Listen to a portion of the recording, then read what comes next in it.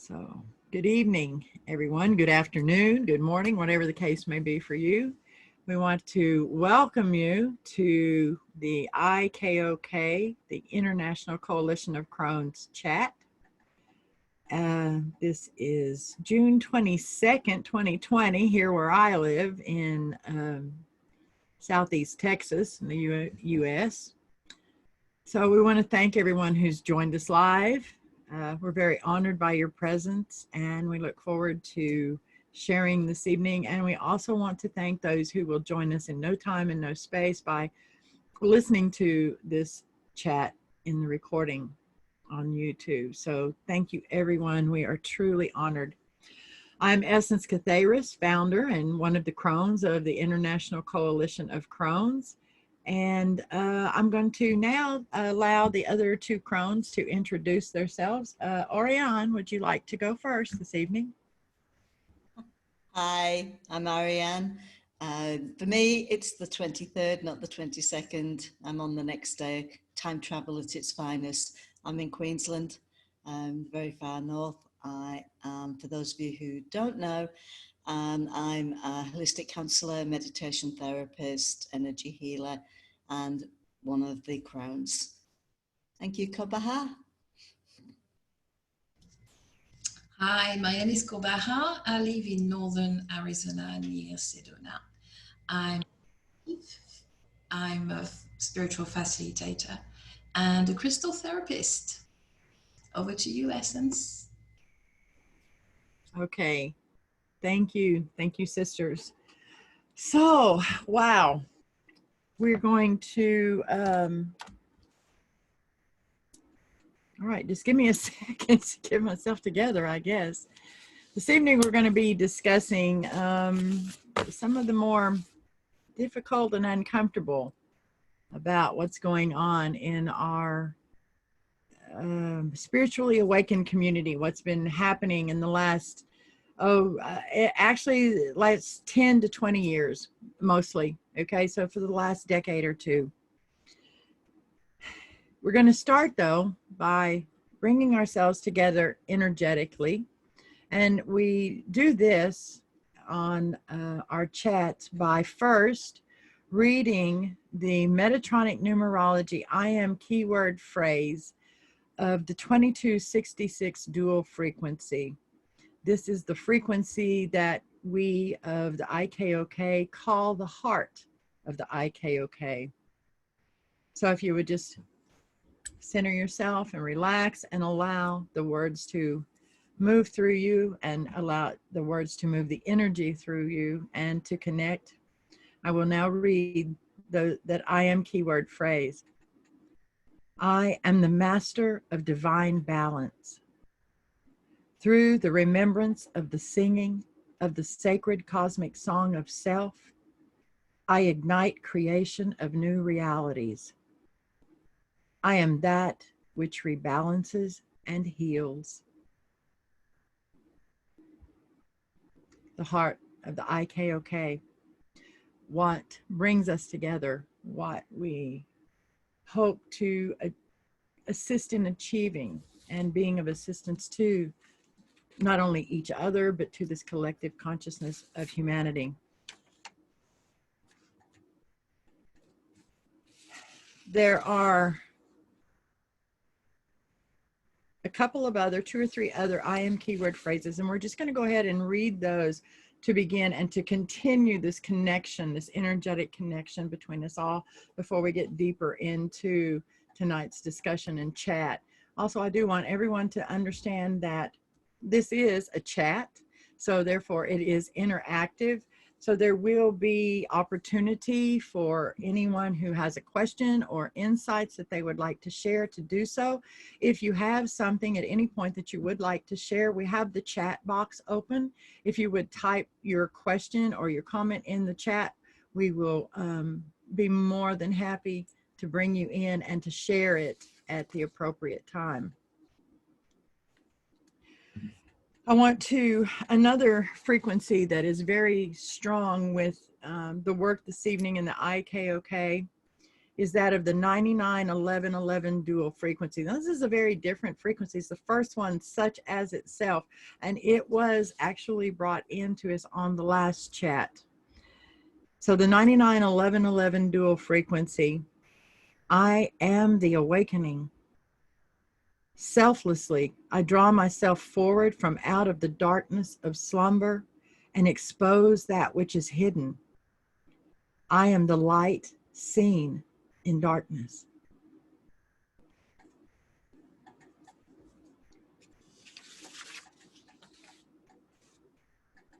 One more right now before we turn it over to one of the other Krones. The 2277 dual frequency. This was also one of the frequencies that was strong in the last chat and is strong now. Both this one and the 991111 dual are related directly to the alignment, the energy alignments with the great attractor, that known as the heart of Laniakea. The 2277 dual frequency is, I am the form of the sacred structure of collective reality known through the awakened divine rational mind. I build reality upon the foundation whose cornerstones are honor, integrity, responsibility, and expansion of sacred perspective. I am the master builder of collective galactic realities. I think we can all relate to the energies and the words and the concept and the knowledge that each of these I am phrases bring. We all recognize them as star seeds that we are.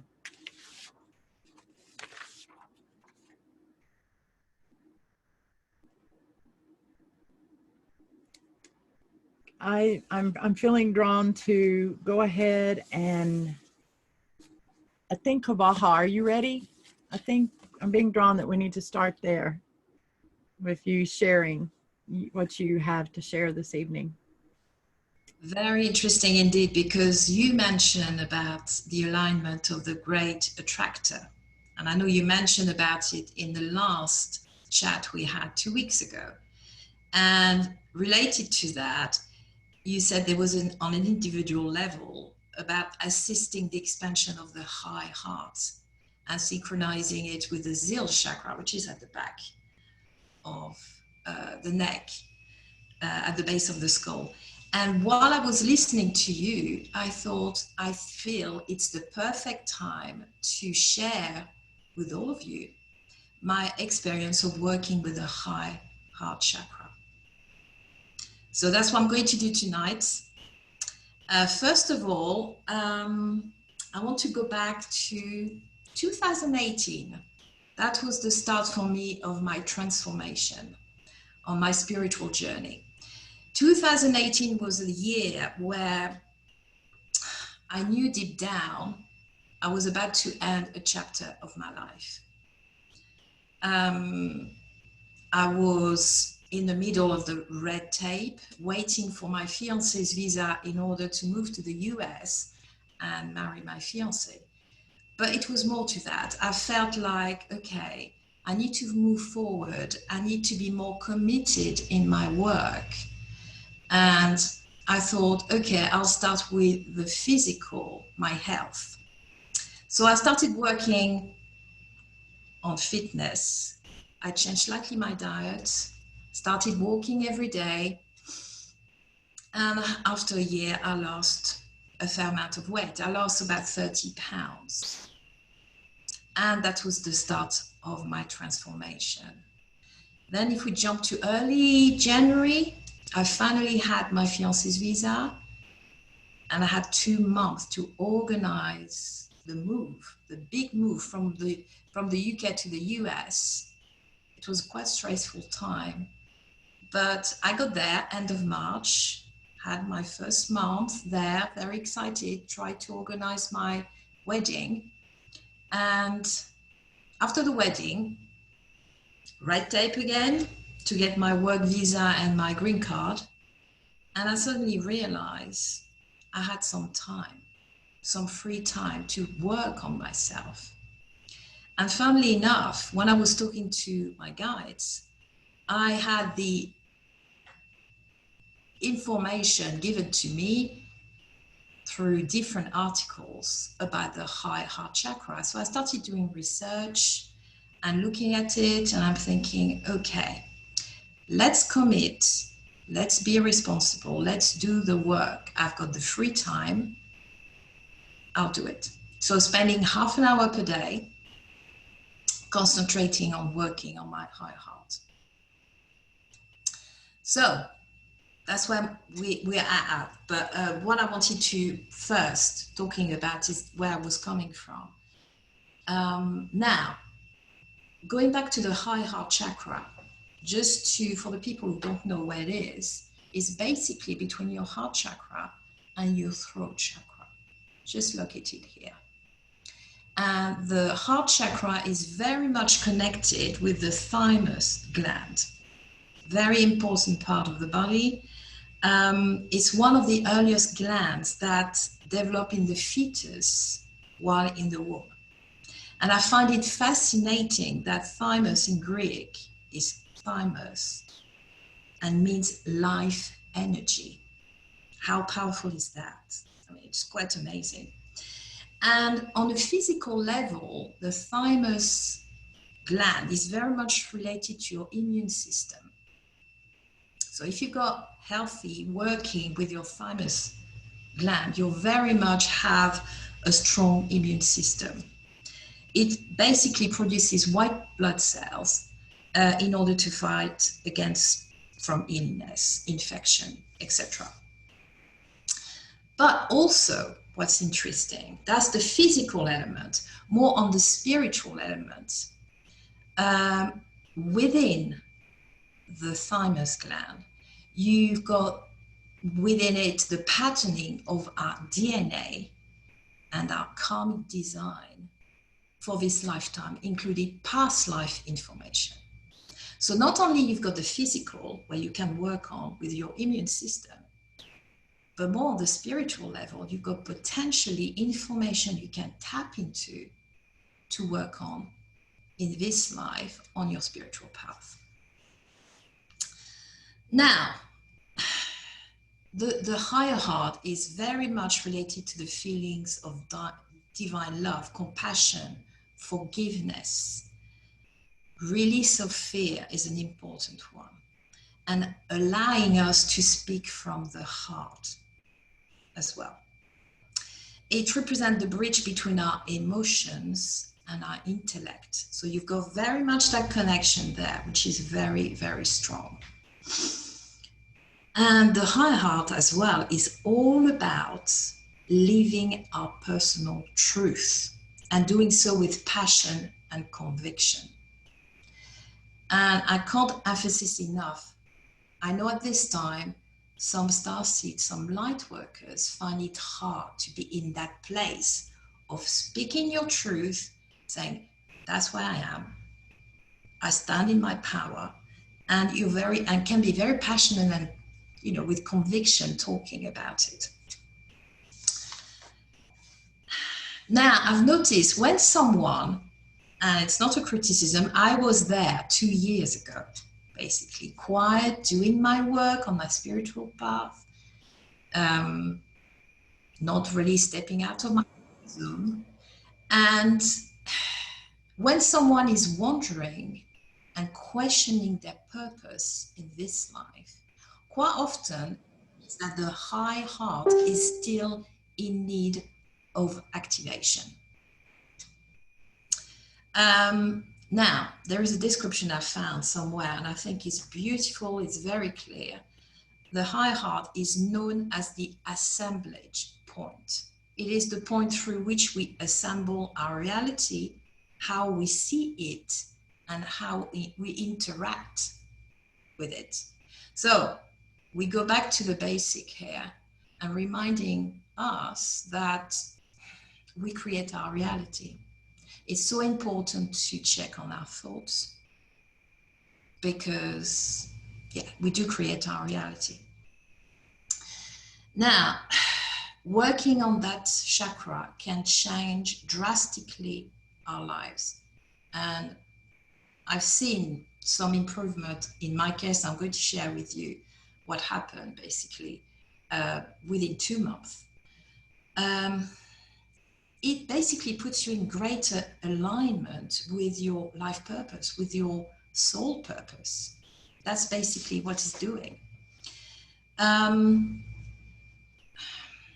Basically, a healthy high heart chakra will facilitate spiritual growth and deep inner transformation. Now, there is a point that many people don't connect, but it's so important to remind that there is always a connection between the physical and the spiritual, okay? By concentrating on your physical health, we not only balance our human self, but with our divine self. So if, let's say, physically you're not in good shape, that would have an impact on your spiritual, especially if you're on a spiritual journey. But it's all connected.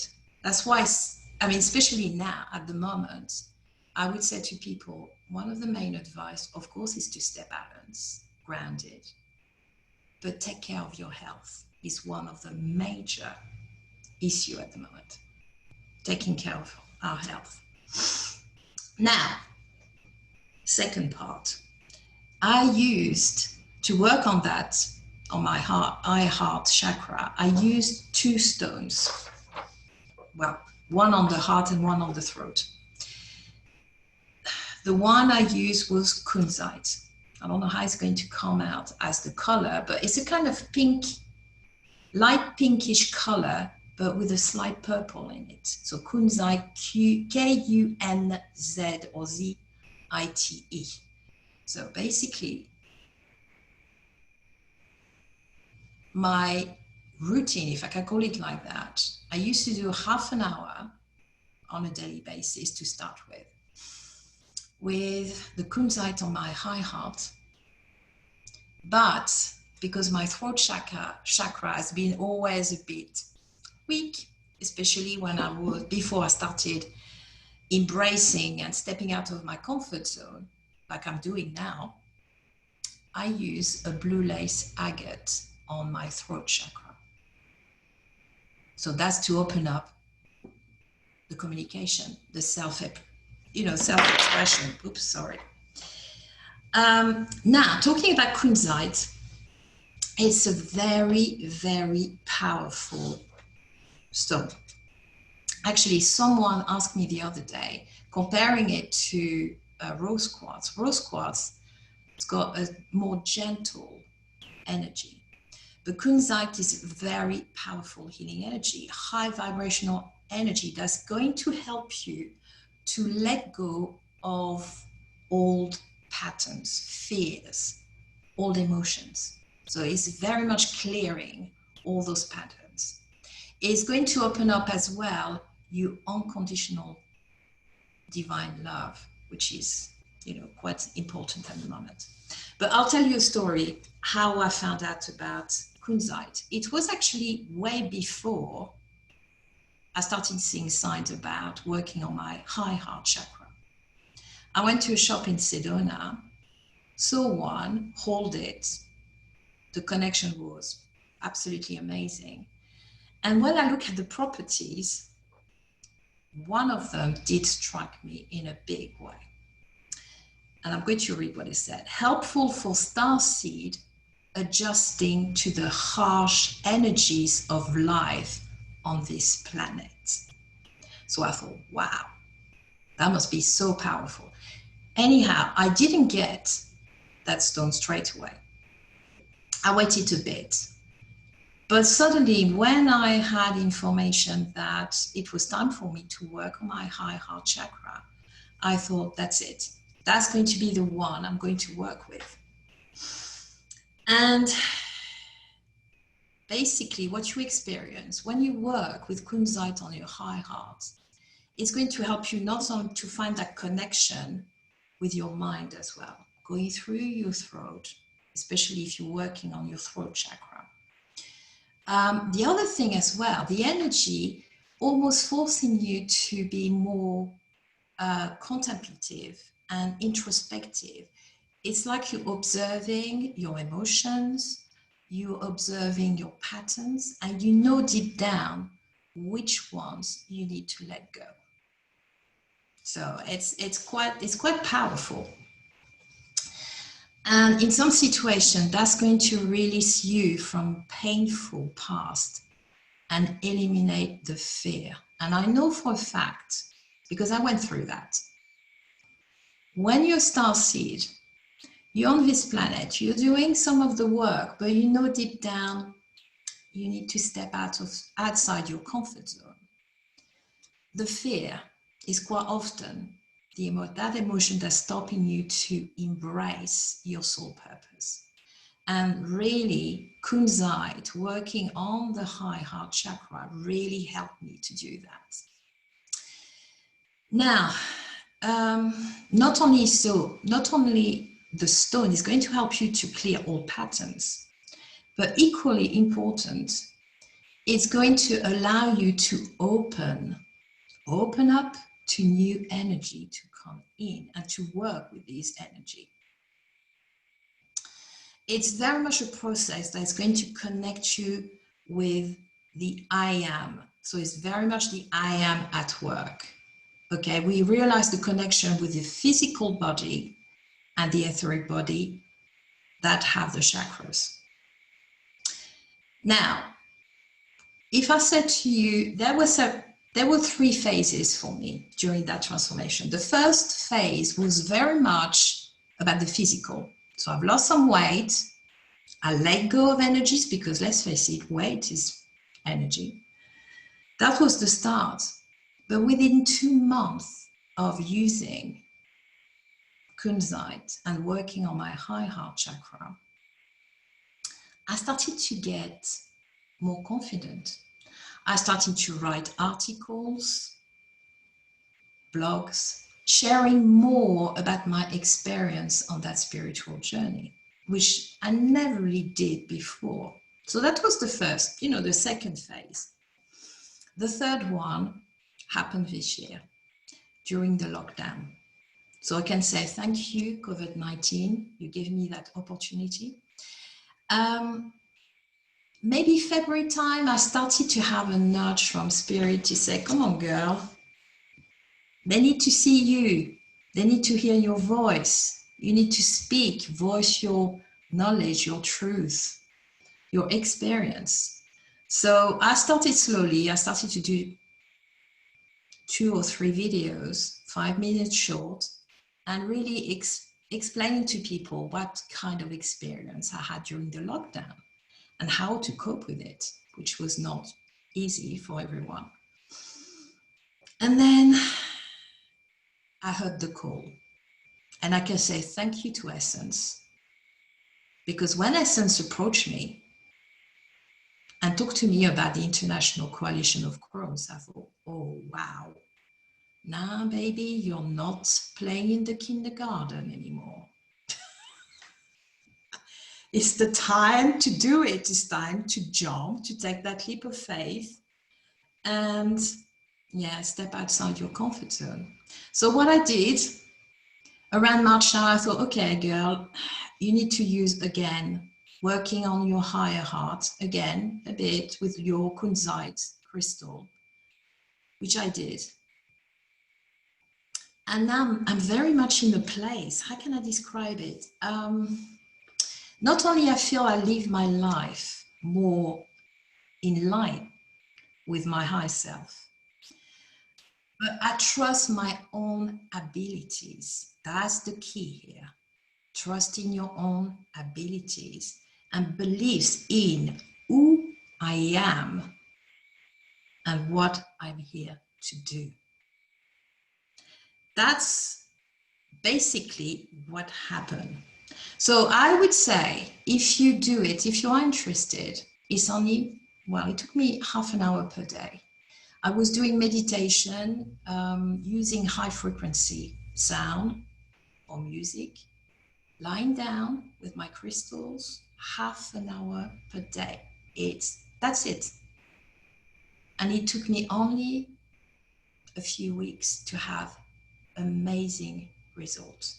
So my message, especially to the starseed out there who feel really confused, feeling shy, the fear stopping them to move forward, and they're on the edge there, about to jump, but they're not sure if they're going to do it. My advice would be, try to work on your high heart chakra. And you'll find that place where you're going to find that confidence, where you have clarity. What is your soul purpose in this life? What you're here to do? And I think that's about it. Here we go, Essence. That was amazing information and a beautiful share. Thank you very much, Kabaha. And I took some notes here as I was listening to you share. And one thing that popped up as you were talking about, you know, the stones that you use and stuff. Oh, excuse me, my nose itch. Sorry about that. Is the use of, I heard to share about the use of crystal and stone elixirs. That's another very powerful and simple way to assist with energy work on self, especially, you know, when all of the things that Kabaha was talking about. A very simple way of doing that is simply taking a crystal or stone of your choice, whatever energies you're wanting to infuse, and putting it in. I use a glass bottle, you know, but it's like more like a pitcher size, in other words. But you could even do it. And I even have a glass drinking bottle that the bottom of it is hollow, that you put stones in. And that's okay too. That's not actually in the water, but it is infusing the water that sits over them. But another way is to literally just put the stones in the water that you're going to be drinking. Now, I will caution though, make sure that you know what stones you're working with, because some stones would not be safe to do that necessarily, you know, especially the softer stones and things like that. But crystals, kunzite, things like that, you know, you would be okay doing that. But like I said, but crystal elixirs are something that have been used literally for thousands of years, okay, in energy work. The other thing, and Kabaha, I kind of like your input on this. The other thing that I heard as I was listening to you, because remember, we're talking here on the last chat, and we're just really today, the 22nd, we finalized that strong, being in that strong energy field with the alignment of the great attractor, which is the heart of the supercluster Laniakea. Okay, this is a yearly alignment that's extremely powerful. But I was here, and in that alignment, one thing that was shared about, it was a good time to connect start the work of connecting the high heart with the zeal chakra. I heard as you were speaking to use the kunzite along with apophyllite in connecting these two chakras. So apophyllite's a really high frequency stone. So you have anything you want to add to that or say about that, Kabaha? Actually, apophyllite is one of my favorite crystals to use to connect with my higher self, to connect with the divine. Very powerful crystal. Yes, indeed. So that would make sense, actually, working with the kunzite. Yeah. Yeah. Oh, and one thing I wanted to add, I think what I'll do as well, I'll create in the International Koalition of Krones group and page, I'll create a post basically condensing what I've just said, but make the main point just for the people and show a picture of the kunzite, but just to make it, you know. Wonderful. That would be perfect. Thank you very much. Thank you for sharing that about apophyllite. That makes sense. Okay, good. Thank you. let's see. Also, too, as I was listening to Kabaha share her information or some of her information for this evening, I was actually searching for something else that I'd been prompted to. I didn't find it, but what I did find that I want to share right now, and I think, I'm not sure exactly why, but I'm going to trust it. This is going to lead into Ariane sharing her information, um, sort of a weaving, if you will. But what I would like to share right now, very quickly, are some of you followed my work for a while know that part of my work is the remembering and bringing back to memory the language of Lemuria. So with that, I want to share it can be a statement, okay, but it's in the language of Lemuria, excuse me. And this can be used for, like a mantra, you know, or a focus to help in whatever work you're doing that you feel called. Use this intuitively. What I'm going to be sharing, I'm going to share the spoken words in the language of Lemuria and then give you the interpretation of those words.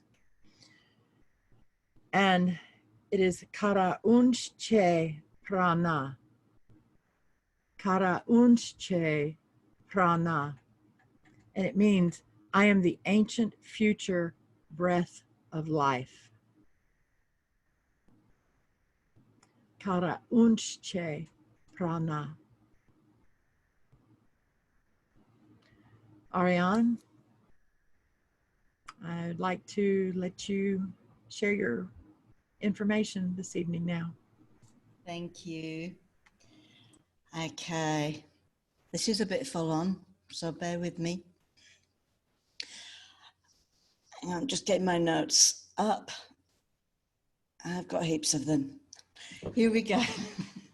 Okay, so I've been observing people on the spiritual path for some time now, and there's a few things that have become really obvious to me, as in areas that are being missed by the vast majority of people who consider themselves to be Starseed or light worker. And that's areas in knowledge and education. There's a reason that we use the terminology of being on a journey or following a spiritual path. And that reason is that you start with a single step. Okay, you take that first step into your spiritual life in faith, because you actually have no idea where it's going to lead you to. You're just going to follow the path and hope things work out.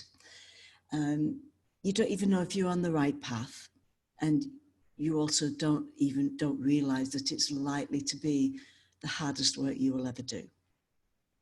You keep taking steps forward, sometimes backwards, sometimes having a bit of a spin, hopefully growing in knowledge and in understanding as you move forward on your spiritual path.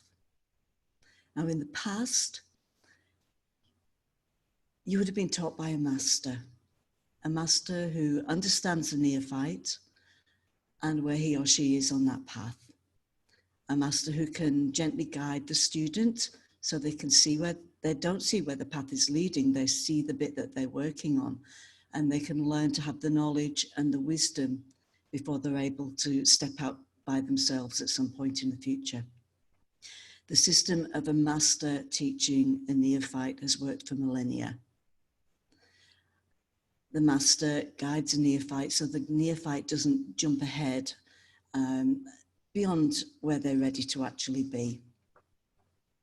Right now, there's very few masters around. There are many, many neophytes and newbies, people just starting out.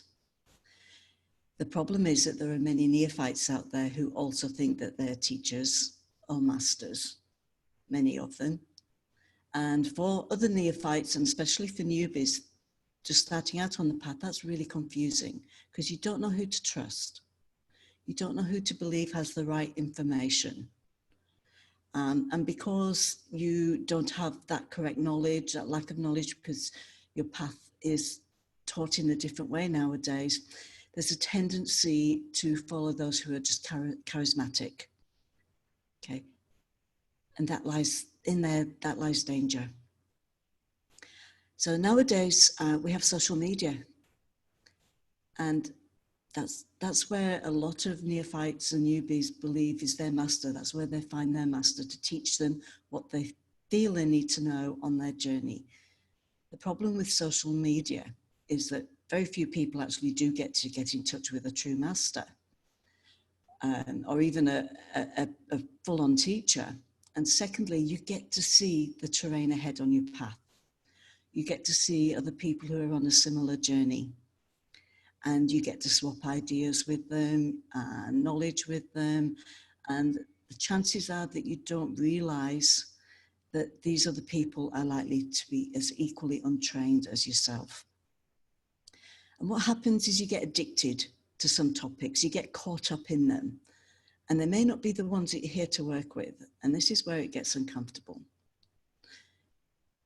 You take these things on board, and you see people down the path a little bit further than you, and you take a running jump and you leap and you cut corners, jump over fences to get where you think the path is going to go, because you don't have a master to guide you, to teach you what you need to do. You don't have the tools to be discerning about that information, and traps can be discovered, and you can get caught in traps, because sometimes things feel really right, but when you don't have that knowledge, you don't know how to dig deeper to find out what's actually going on at a deeper level. And you can get, the unwary can get ensnared, can get caught up. And I see that happening an awful lot right now. There's a lot of people out there in social media who believe that they're teachers or spiritual leaders, masters even.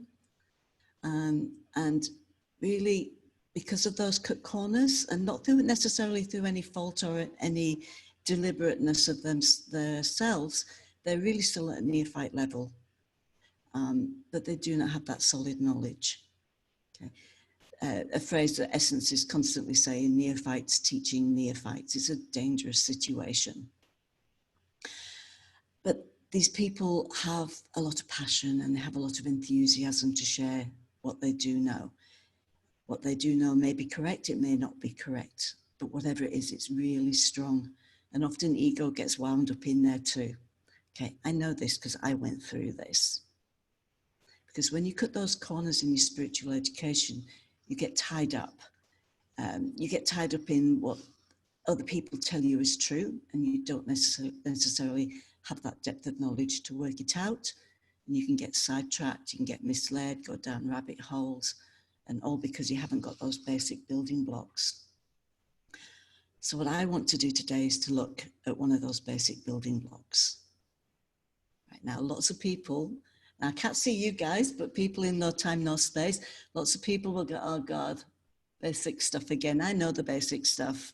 Okay, if that's your thought, you really need to listen to this. Because even if you've heard it before, you need to relearn it. You need to listen. You need to live this. Okay, now we've been talking a fair bit about the power of words and the energy that's in them, especially words such as God. God carries an energy which I personally find really dense and heavy. It's associated through humanity with lots of things that are not necessarily following it in the way it ought to be, as in love and light and things like that. It actually lots of heavy things. So we look at those energy of the big words, but one of those basic building blocks is to look at the energy of the everyday words that you use, your everyday language. And we look at those words from a spiritual perspective, from an energetic level, rather than the actual words. Okay, now if you don't like swearing, I'm about to swear, so I'm pre-warning you. I don't normally in my day-to-day life, but I am going to here just to make a point. So consciously, everyday words, what do you say? How often do you say shit? Or oh my God, or fuck, or worse? Okay, yeah, we all swear, we're human. But I know people who believe themselves to be on a spiritual path who say the fuck word every third or fourth word, right through every single thing they say. And what about the H word? Hate. Think about that one. Okay, I hate my wrinkles. They got pointed out to me today. I hate broccoli. I hate that kid down the street. Can you feel that energy? It's not really uplifting. And what about if you add in the F-bomb in with the H word? It gets pretty nasty then. Okay, I fucking hate my fucking job. I hate the fucking rain. I hate never having any fucking money. Okay, that's me with the bad words, but do you hear what I'm saying? How can you keep your energy high and raise your vibration when that is the sort of thing that you're talking about all the time? Or even if not all the time, but frequently, and you don't even think about it. Because what you're doing when you do that is you're introducing low frequency energy. You're reducing your vibration. How can you keep your vibration high if that's the energy that you're working in? Another aspect, personal depreciation. This is my biggie. This is the one I knocked myself. I learnt that I wasn't worthy at my mother's knee. And it's something that goes through, and it's gone through my entire life. I'd have a master's degree in it if I hadn't stopped and worked on this one. You actually need to think about what you say that pulls you down all the time. My big one, I've got a rotten singing voice. Now that is truth, but it's been hammered at me so much through my life that I actually start getting into fight and flight response. I actually get triggered for PTSD when I have to sing, or with the Om heard around the world, the sheer thought of Essence suggesting that I actually chant Om on a video. Man, you should have heard me respond to that one. Okay, I really pull myself down in that bit, and it's dangerous, it's destructive, because it goes into other areas of my life, that energy. Another example is, oh, I'm not going to get that job. Why should I even bother trying? These are sort of things that we say all the time. Okay, geez, I'm so thick. Duh. You know, these are things where we pull ourselves down. We pull ourselves down that energy ladder where we're generating low frequency. Now, it might not be right at the bottom with fear and anger, but it's constant through the day. For a lot of people anyway. You get the idea, we all do it. All right, so you're probably thinking, with all the stuff that's happening in the world, why should we worry about a few swear words? Well, maybe we should. We've actually been trained to do things like this, to believe that we're less than perfect, that we're inept, that we're not worthy. And how have we been trained? This is a simple one, through advertising. Since the end of the Second World War, there's been a conscious campaign to make us demean ourselves, to make us feel that unless we have the so-called perfect body or white teeth or wear a certain brand of shoes, that somehow we fail. The gate's been opened for us to produce low frequency energy at a constant rate without our ever being conscious of it. And once that gate's opened, it's just a matter of feeding more misleading information, false news, conspiracy theories, the flu. It's getting a bit clearer.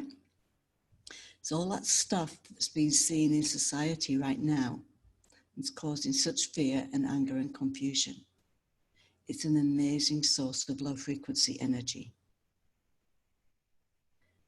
Those emotions ramp up the energy that can be harvested by those who need to feed that way.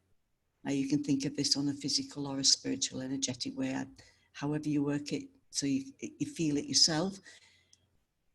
It's energy vampires, the shadow side forces of light. I don't need to go into more details about who they are, but these people draw on that negative energy, that low frequency energy, and we are giving them a feast. Okay, that collection, that whole scenario, I said the fear energy started with advertising after the Second World War. In reality, it started a long, long, long time before that. Now we have Starseeds, and we're here to help humanity.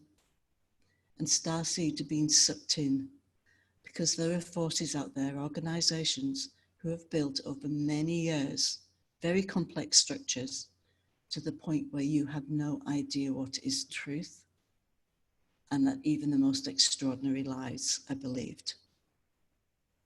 These are the energy vampires I'm talking about. And starseeds are their energy source of choice. Now, I'm not going to get into big details about energy vampires and things like that. We all know how you deal with them. You cut off their food source. But man, are we giving them a good food source right now? The energy that these organizations build is very addictive, especially to starseeds. It's built that way.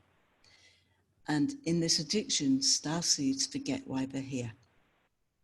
Heck, some starseeds don't even know yet. They haven't started the process of remembering why they're here.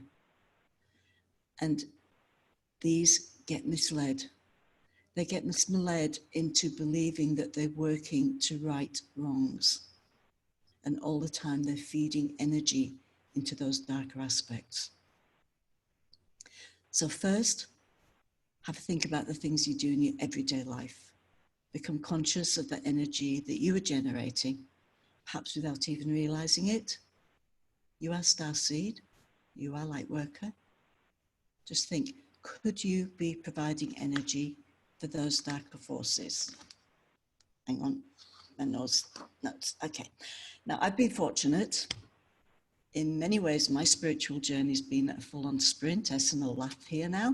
I've run into walls, I've fallen down rabbit holes, I've stumbled, I've scraped my knees, I've had hissy fits, and I've had more drama than Shakespeare could write about. But my teacher has led me through my journey in such a way that I didn't cut those corners, at least not too badly. Didn't miss those important building blocks. And there's been a few things that she's taught me, key phrases that I live by, and I'll probably start sticking those out in posts over the next week or two. But what I'd like you to do for now, though, yourselves, is each of you just to become aware of the energy you're using in everyday life. Have a look at the words you use. Have a look at the posts you read on social media, the books you read, the movies you watch. Look at those that you consider to be your teacher. Don't just look at how charismatic they are. Look energetically, feel for truth. Are they masters? Or could they be neophytes who are passionate about what they've got, what they're doing, but don't have the deeper knowledge? If you're unsure, then ask them how they got to where they are. I've been told it takes about 20 years of study to get between sort of the passing out of a neophyte stage into becoming a teacher stage. Becoming a master takes even more knowledge and more wisdom and more depth of just about everything on this planet. Anyway, I could carry on talking about that forever, so I'm going to start slowing it down a bit now. And that was very heavy stuff, but what I want you to do right now is not to stress it too much. Don't get tied up in it. Just become more conscious and more discerning about where you focus your energy. If you're following a particular path, you have to feel that there's a ring of truth in it because you're following it. But just ask yourself this question. Does the work you're doing on your spiritual level, does it fulfill you? Does it build that feeling of love? Does it make you feel joyous? As if you want to helping heal the world? Do you feel that oneness? Or does this path feel heavy? I'm not talking about heaviness of a hard lesson being learned or tricky times being lived through. Feel that energy. If it feels energetically heavy, you should consider having a good look at what you're being taught, what the path is that you're being led down, what you are giving energy to. Just be conscious in your day-to-day life and just ask yourself, is this a joyous thing or is it a heavy thing? That's me. Thank you. Back to Essence. Ariane, thank you, sister. Beautiful share. Amazing information. Thank you. It was heavy information. I needed to say it. Well, we did share in that this evening on this chat, we would be talking about the difficult and the uncomfortable. And we have looked at that a little bit, and we're going to go even a little deeper. We really want to, and this is not, before we do though,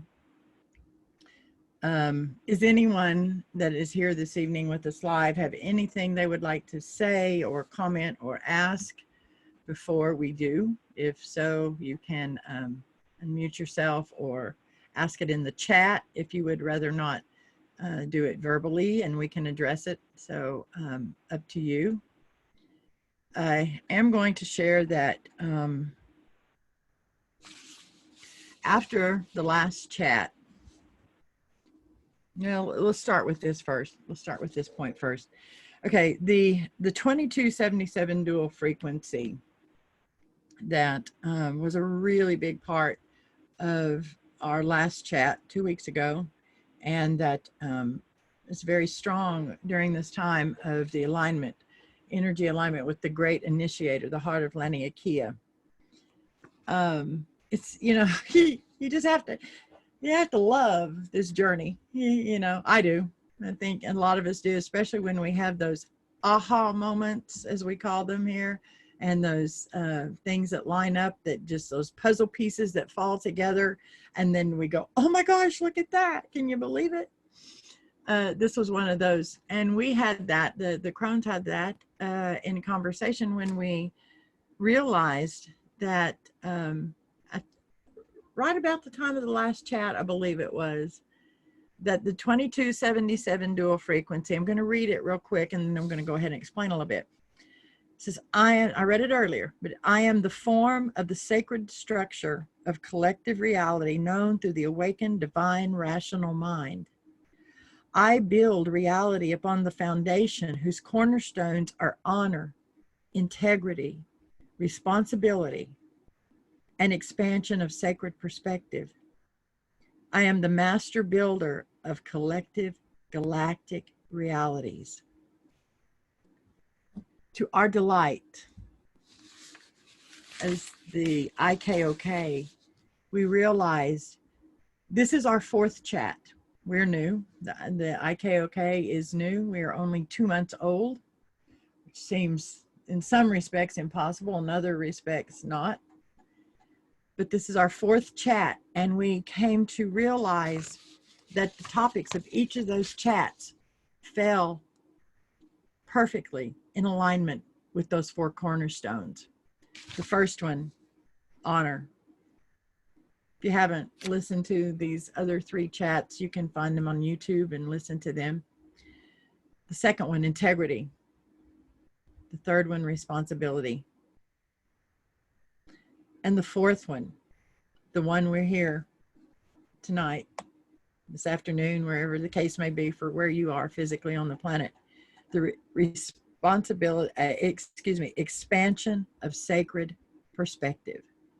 That's what we're doing tonight. We're setting the fourth cornerstone of this sacred work coming together, all of us, not just the 3 Krones of the IKoK, all of us. After the last chat, another frequency came in. And it came in so interestingly because I can't remember now, maybe one of the other Krones can remember, if we had the topic for this chat before the second one, or excuse me, the third one was completed. Did we, Ariane? You remember? Okay.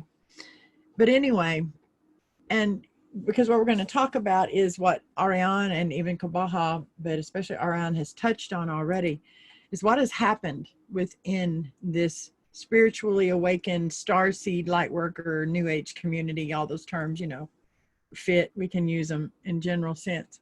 And the changes that we have seen over the past decade or two, and not all of them positive. And that's what we want to talk about tonight. But what came in 2 days after the last chat, the chat of responsibility, all right, was the 655 dual frequency. And when I heard it and I received this, the I am phrase for this one, it was like, oh my gosh, that is the starseed frequency. In other words, it is the frequency, the I am phrase that clearly states the starseed mission, because that's what's happened over the last 2 decades, we're going to say, and actually even further out. And I'm going to explain a little bit about why and how and all of that in a moment. But so many starseeds have forgotten what the original starseed mission is. So here is the Metatronic numerology I am keyword phrase that is the starseed I am phrase, or the starseed mission, you could say, and is the 655 dual frequency. And it says, I am that which is aware of the responsibility of clearly hearing the voice of love. I am responsible for anchoring love's message of rebalancing within the collective field of humanity. I am Starseed.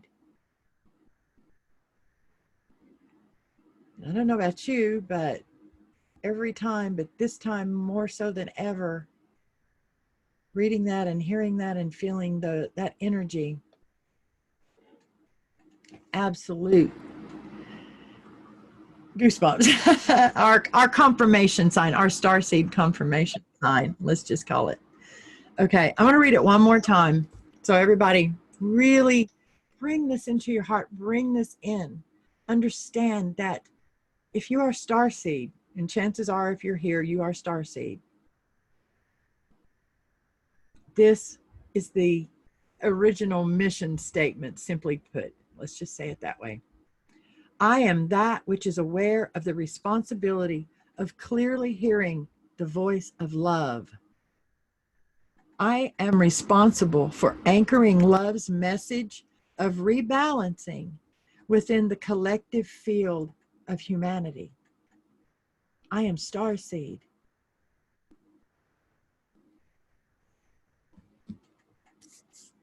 Before I start sharing more information that I am charged with sharing this evening in this chat, I want to first and foremost say that by no means am I sharing this information as a way of judging anyone else. We're all human, even though we're starseed.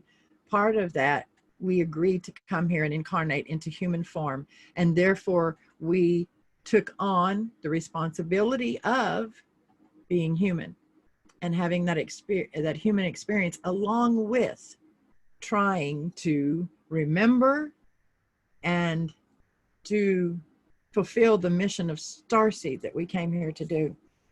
So everything that I'm sharing, I share with love, and everything that I share, and I know I'm going to go ahead and in this moment speak for the other 2 Krones, because I know them well enough to know that we share in the hopes of being of assistance to others.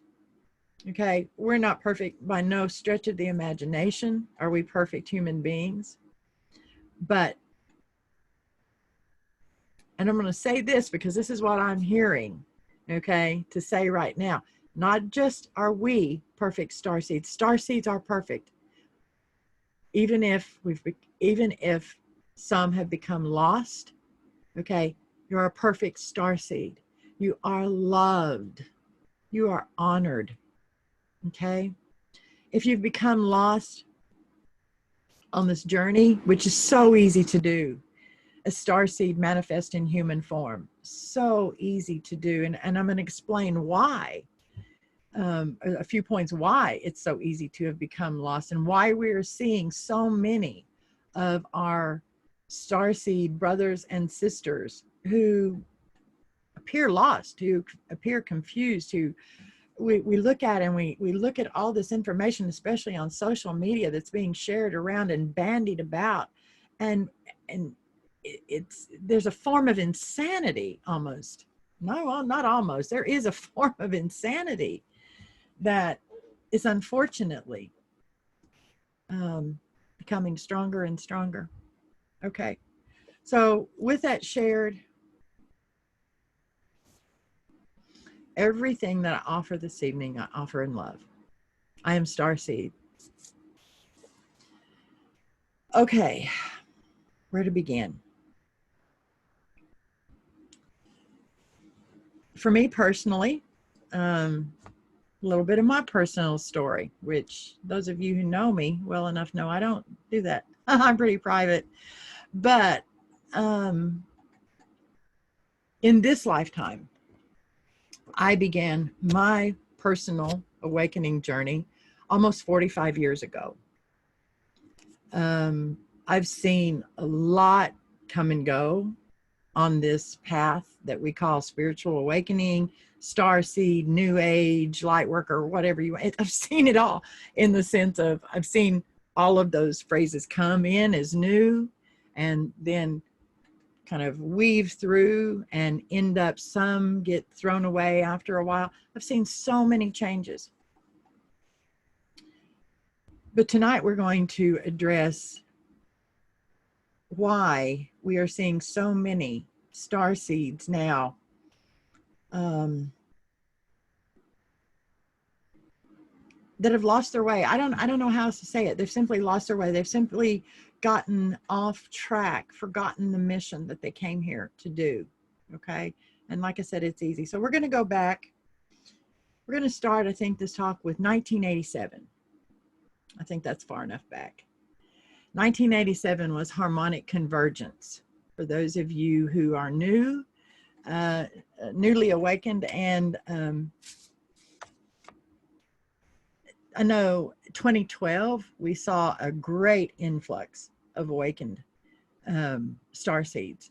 2008, I'm just throwing information out here right now. It'll all come together. Just bear with me, take the information in. In 2008, which was halfway between the last dual Venus Sun transits, okay, of 2004 and 2012. 2008 was known as the year of the great coming together. It was the year that a lot of star seeds, who, especially star seeds who were Blu-ray, who came in on the Blu-ray and who were first wave Blu-ray indigos. Now, I recognize some faces here this evening who were actually a part of, who came together when we found each other in 2015 on the Facebook site through social media on First Wave Blu-ray Indigo. And that was an amazing place. But in 2008, up until then, pretty much, especially Blu-rays and Blu-ray Indigos, okay, had kind of stayed hidden, stayed back, because when we came in onto this planet, the frequency, that's why we're indigos, but we came in on the Blu-ray, all right? We came in that way because the frequency wasn't even high enough then to support an indigo, a full indigo. So we had to come in on the Blu-ray and sort of pave the pathway, if you will. Our job was to come here as first wave Blu-ray indigos. Our job was to come here and as Blu-rays and raise the frequency of the planet enough that indigos could get here. Okay, as a spiritual generation I'm talking about. Okay, now, no, this wasn't quite, remember, all the puzzle pieces are going to fall together here in a little bit. So what happened was, once we had done that work sufficiently, then the indigo generation, or the indigo ray indigos, began coming onto the planet. The reason that they were so necessary as indigos, anyone who understands spiritual generations, and each has their specified field of expertise, let's just call it, okay? Indigos are what are known as system busters. So they came in to assist humanity, the collective consciousness of humanity, okay, in restructuring, necessary restructuring, so that the entire collective consciousness of humanity would have more and easier access to exponential and expediting mass spiritual awakening. Blu-rays and Blu-ray indigos. The Blu-ray is the ray of wisdom and teaching. So I'm here. I'm just sharing the information as I'm hearing to share it. Okay. Blu-ray indigos, it is your time to step up. You, in so many ways right now, you are the elders, the spiritual elders, the spiritual generation elders of this planet right now. That's a hard thing for Blu-ray indigos to do, though, because Blu-ray indigos tend to be introverted, to be shy, because we came in, once again, when frequencies it wasn't even safe to have conversations like this in public, much less spread it all over the internet. Okay. The world was a very different place. And those of us who've been on this path for a long time remember those days. We understand. Okay. 1987. So what has happened? Why are so many, and I'll be perfectly honest, that sharing this type of information in a venue like this is outside of my comfort zone. For those who have been following me for a very long time, some of you are probably going, okay, what happened to Essence? When did she start doing this work? Well, I'll tell you when I started doing this work. About 2018, basically. 2018, a lot of us at the Lion's Gate and Dragon's Gate realized we had finalized the sacred contracts we had come into this planet on. In other words, incarnated to humans as starseeds. We'd finalized those contracts, those sacred contracts, the sacred work we'd been doing for many years. And we went into, now some simply renewed those contracts. And this is, this is just information. Some renewed those contracts and continued that work, but as a, maybe at a, like a next, what's the term I'm looking for here? Like a next phase, if you will, on that contract. In other words, it got intensified. The work became intensified for them. And some others, such as myself, actually finalized those contracts completely and went into training for new contracts. And believe you me, they have pushed me and pushed me and pushed me, that new contract, way out of my comfort zone until I'm here this evening talking about stuff that I honestly never thought I would find myself talking about and sharing information about, especially in a venue like this. But what has happened and where we're at as a collective and as a global society, we really don't have a choice anymore. We have to step up. One of the things that has become extremely clear, okay, because even myself, okay, for all the years, like I said, I've been on this path for almost 45 years. And I have been teaching in one way or another, at one level or another, just like Ariane talked about. It's a journey, okay? I've been growing just like everyone else for 25 to 30 years. In 1987, harmonic convergence happened. Harmonic convergence was when the starseeds, we'll say, and light workers, the collective consciousness of humanity, whatever, stood up and said, okay, enough of us are awakened. And some of you have been around on this path a long time may remember, okay, what was told then, what the prophecies were then, was that if, okay, this is where prophecies of the second world, the third world, the fourth world, and the fifth world all come from across our planet, okay, in these cultures. Because time and time again, the collective did not reach a minimum point of awakening and basically had to start over, okay, in the process. In 1987, at a harmonic convergence, enough humans, enough starseeds were awakened on the planet to the point of remembering who they were, why we were here, and what we needed to do, that we came together consciously and intentionally and said, okay, we're here, to our galactic family. Okay, we're here. We're awake and we're ready to step up and take on more responsibility for co-creating our reality. Co-creating our reality is step one. And when I say our reality, I'm talking about the reality of Earth, okay? Collective consciousness of humanity of Earth. That's only step one. Because 2020 is the year we begin going galactic. It's our first steps, our baby steps into awakening and consciously and intentionally connecting to our galactic family, and taking on another giant leap of responsibility, because the truth is, okay, we're not alone in this universe. We're not even alone in this solar system, much less this galaxy or the entire universe. All right. We do have galactic family and intergalactic family and universal family. Are we in physical contact with them on a planetary level yet? No. But we will be. When? When we're ready. We have to step up. We have to take on the responsibility. Now, okay, 1987, harmonic convergence began or occurred. And the Great Awakening in full, I guess you could say, in one sense, the Great Awakening really began. All right. The Great Awakening, what we're in right now, began in earnest. You can say in 1987, because that's when we said, hey, we're here. We can do this. We're going to step up. We're going to take on our part of the responsibility.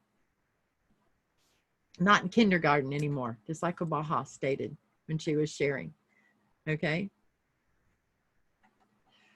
Well, this is a realm of duality. Always has been, always shall be. It's meant to be.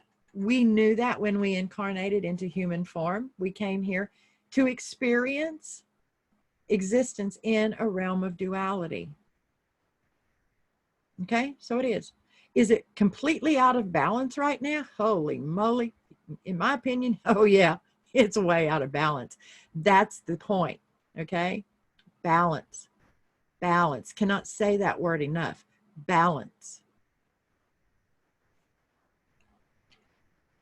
Once again, I know I keep going back to harmonic convergence, but it's for this evening's information. It's kind of that talk. So what happened was, okay, great. You know, our galactic family said, all right, good, they're ready. Let's go. So we started. The escalation of awakening of individuals in this collective awakening began, and it took off like a rocket. Okay. Those of you who've been on this path for a while, and especially back that far, you know, you remember. Well, what happened was, because we're in a realm of duality, which is actually a part of the experience, remember? I use the term I use is the shadow side forces of light. You have to have, in a realm of duality, you have to have both. Light, most people just say light and dark. So we'll just use that for simplicity's sake, okay?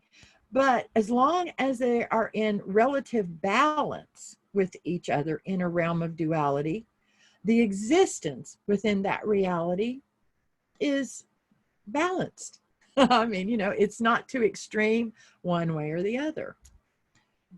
But the shadow side forces of light, they are those who, years ago, I still find this humorous, just something that, you know, I thought was humorous that came to my mind one day.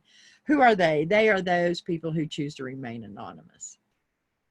Shadow side forces of light, okay? It is truly, as hard as this is, and I don't remember if it was the last chat or the second chat, I touched on this a bit.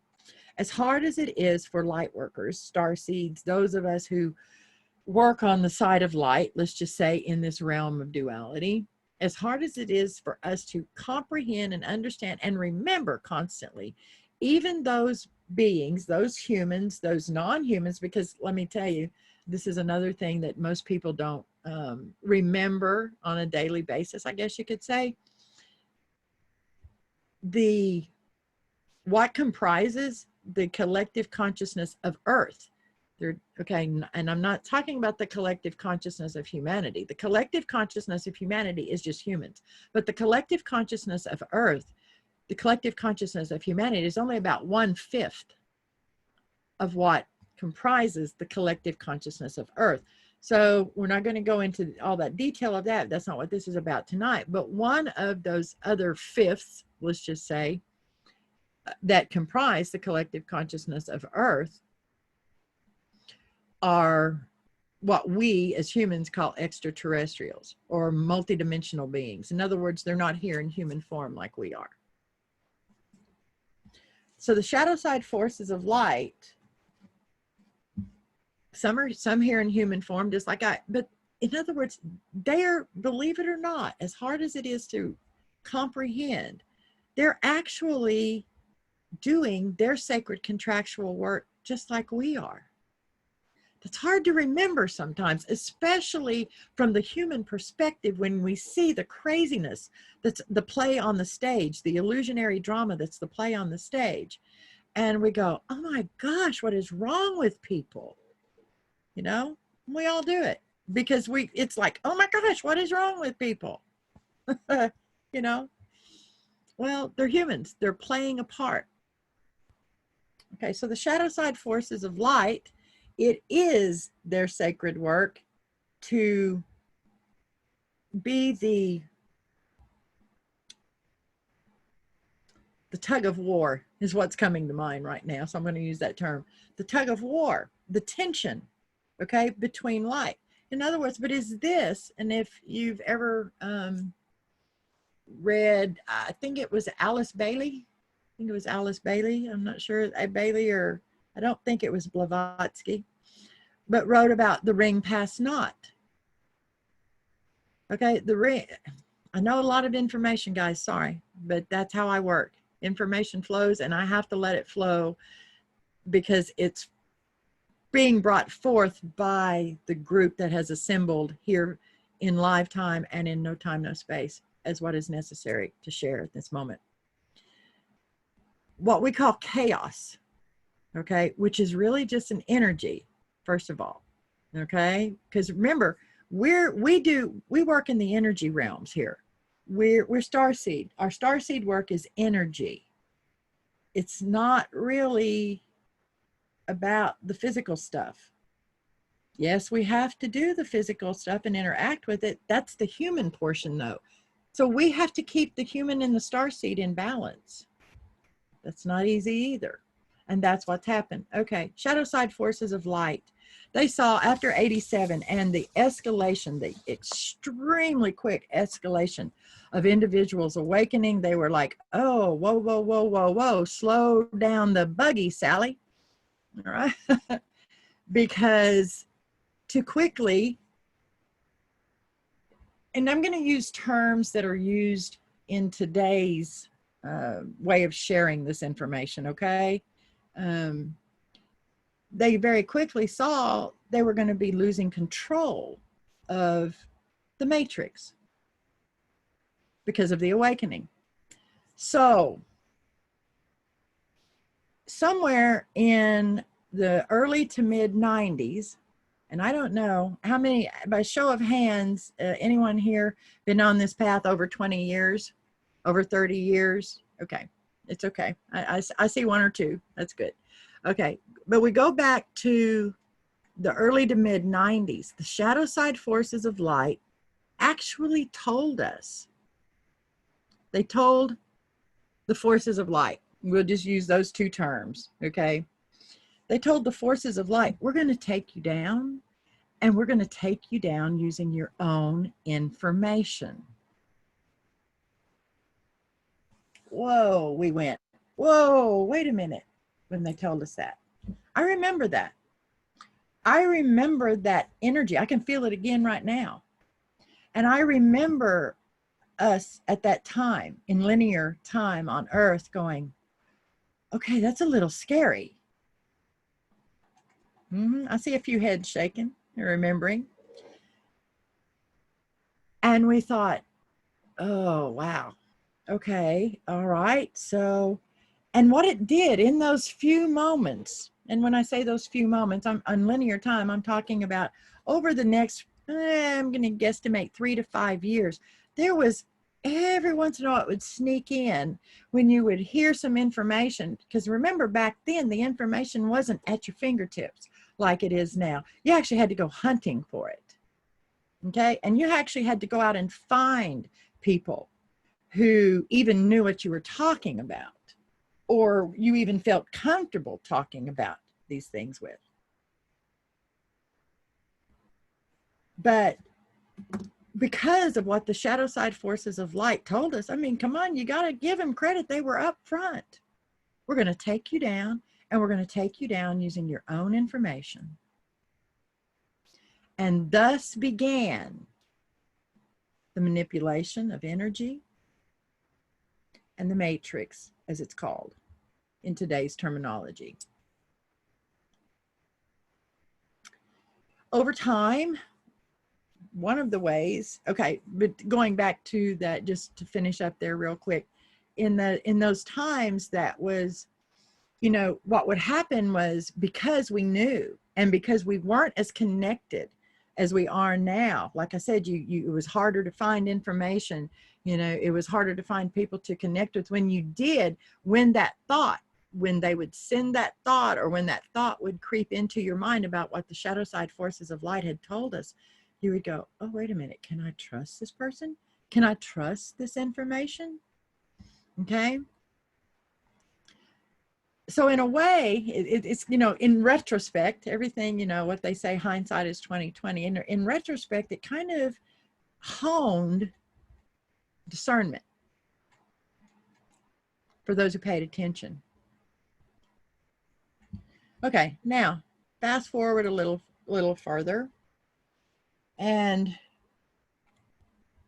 shadow side forces of light, I've written several things. You go to my website, you know, check it out. Different things over the years. But what they did was, they're going to bring you, okay, remember, we're going to bring you down, and we're going to do it using your own information. Fast forward, and conspiracy theory is born.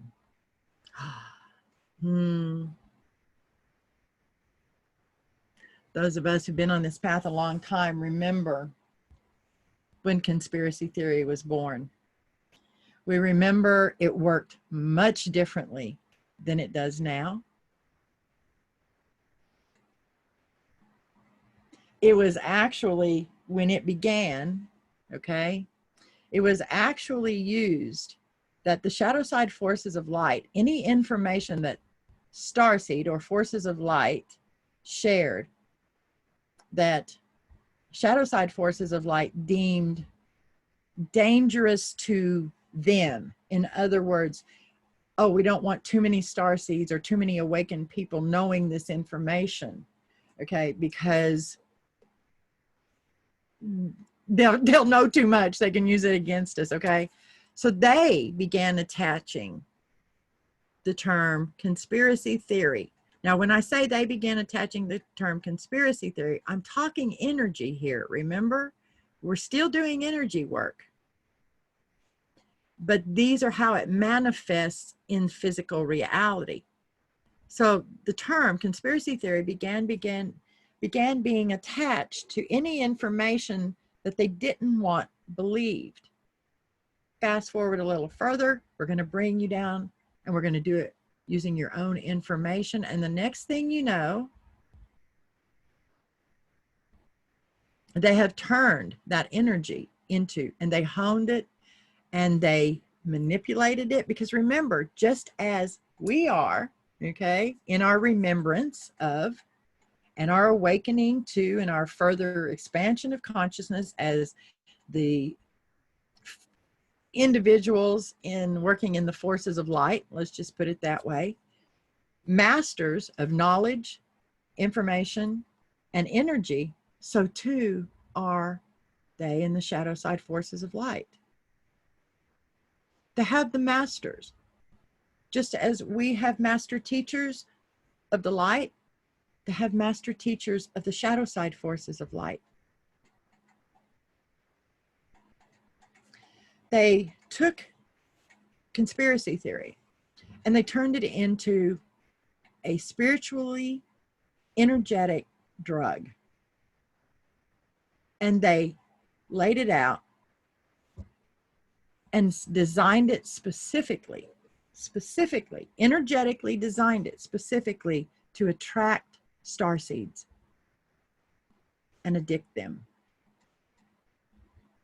Now think about how drugs in linear or in reality, okay, or real world, whatever, physical world, there it is, works, and what it does to the form, how people become addicted to it. what it does to them, what it does to their thought processes, what it does to their bodies, what it creates. That's what happened.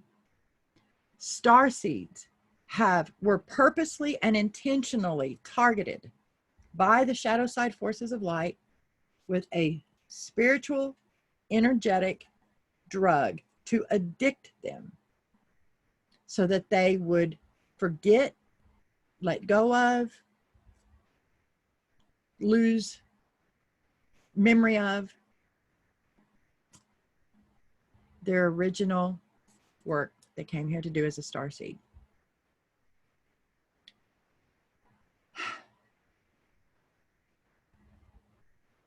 Okay. That's pretty heavy stuff. I know it is. I'll be honest, it's not like I shared earlier. I never thought I would be sharing this type of information, especially on a venue like this. But the point is, we no longer have the luxury of not stepping up, of not speaking the truth.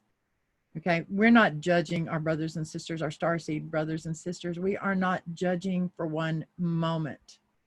Okay, I think any of us, okay, who has even dipped a little toe into the pool of conspiracy theory over the years of this journey, and I can't imagine that anyone hasn't, to be honest.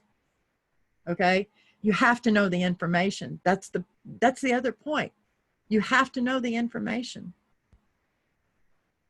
but you have to stay in balance. You cannot allow yourself to fall victim to the addiction, the trap. It's literally a starseed trap that was consciously, intentionally manipulated and created and directly handed to starseeds. Said, here, taste this. That's all it takes sometimes. Balance. That is why, as the IKoK, the Krones of the IKoK, the information that we've shared tonight, Kobaha, sharing the information that she shared about working with the high heart, expanding it, okay, opening it, mastering it, okay, the stones, the information about stones, the simple ones, you know, just a starting place even, the information that Krone Ariane has shared. All of this is simply to say, Starseed, please, please look within. Have you become trapped and ensnared in what was purposely set before you for just that purpose? I'm going to very quickly, I shared something on Facebook today. It was an image and a meme that I was shown and given to share. I'm going to read this very quickly. It's the image for those of you who haven't seen it. You can go to the IKoK or to my teacher page, my Essence Cathayers teacher page, and see it. But it's an image of 3 golden cattle standing on a pedestal in front of a field of stars with the an image of an eye. It says, the image shared here of the idol of the golden calves and the cosmic eye of self on a background of an expansive field of stars is a symbolic message to starseeds that many of them have forgotten their original mission and are following false idols. Currently, we find ourselves at a point where many starseeds are following those that have put on pedestals who are spouting untruths. Because of this, they have, either intentionally or unintentionally, rejected and turned their back on their original mission to Earth, a sacred mission they once vowed to honor. Most of those who stand upon these pedestals have they themselves been caught up in and come to believe the untruths they broadcast to others as truths. Yet there are those who know full well what they broadcast as truth is false. Some continue to do so because of ego and feeding a sense of self-importance, while others do so because for any of a myriad of reasons, They consciously support an agenda that desires to derail the expansion of universal consciousness. This image and its symbolic message are a call to all whom know their self to be starseed, to look deep within and with an eye of honesty, integrity, and responsibility to self and to the universal collective. Take a hard look at self to answer the question that asks, are you still following the true mission of starseed you vowed to traverse when you originally came to Earth? Or have you fallen prey to the addiction of macabre, titillating energies of false idols and untruths?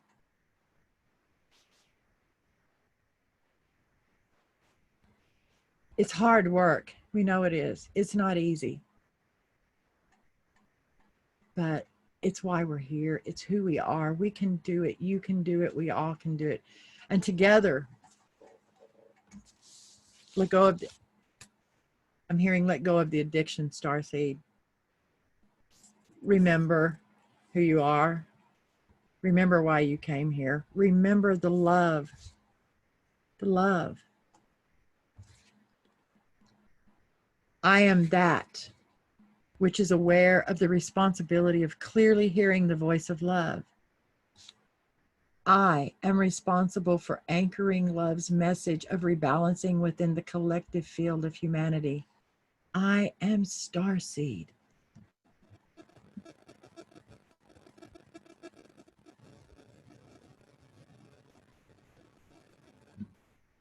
I'm feeling called to go ahead and end the share of information here. There's much more, but I think this has been sufficient for this evening, for today, on this chat.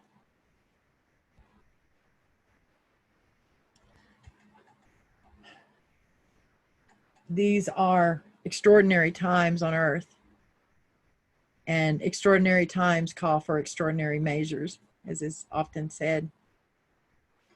It is, as Kira said, it is no longer enough to be just human. We have to awaken. We have to remember. Starseed, don't beat yourself up. Do not. Because in the greater picture, it's a journey. It's a path. And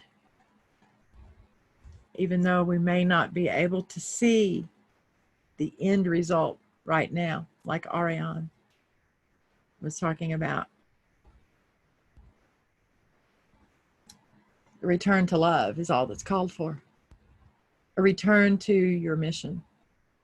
A return to remembering who you are. And we go hand in hand. We go hand in hand forward.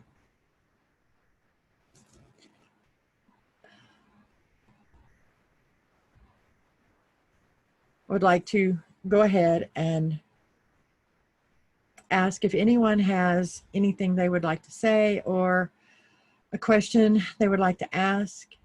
Also, let it be known that we're getting ready to finish this evening's chat. Afterwards, after we finish the recording, we will stay on for any who want to stay and chat afterwards for a few moments. You're more than welcome to. Ariane, Kabaha, you have anything you would like to say as we begin moving into our meditative state to finalize this chat? No, I think you've covered everything pretty well there.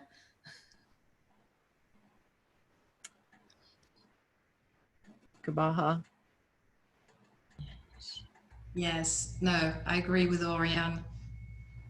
I think the message you just gave us was, well, so powerful, but well said, Essence. It was not easy. It was so, yeah, I know, but beautiful. So balanced. Thank you. Welcome. Thank you. I'm not a crybaby. Okay. Oh, you touched a few people today. I hope so.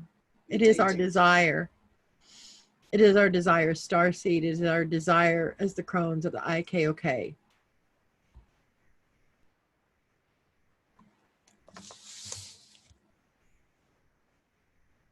The going to lead us into just a few moments of group meditation, and it will end this chat on the sound of silence after I read once again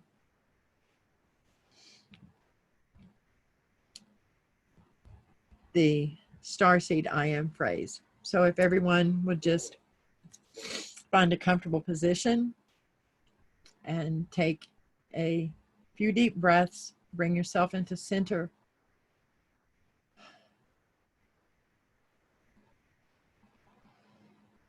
Connecting heart to heart, consciousness to consciousness, starseed to starseed.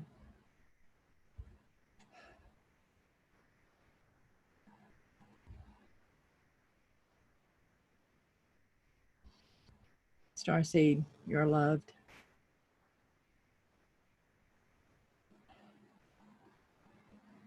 All that is required is simply stepping away from the addiction, from the energies that are actually feeding the shadow side forces of light agenda, and returning to your original mission of love.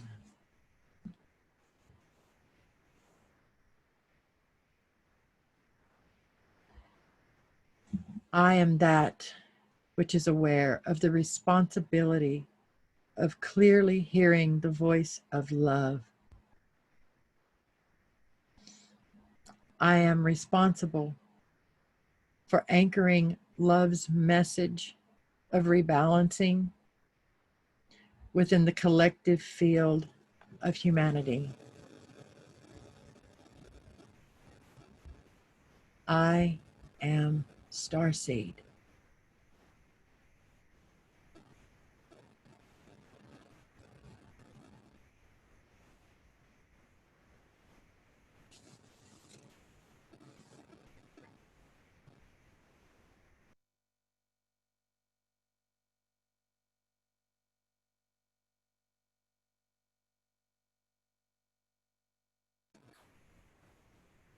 Kara unche prana. I am the ancient future breath of life. Kara unche prana. Kara unche prana. Kara unche prana.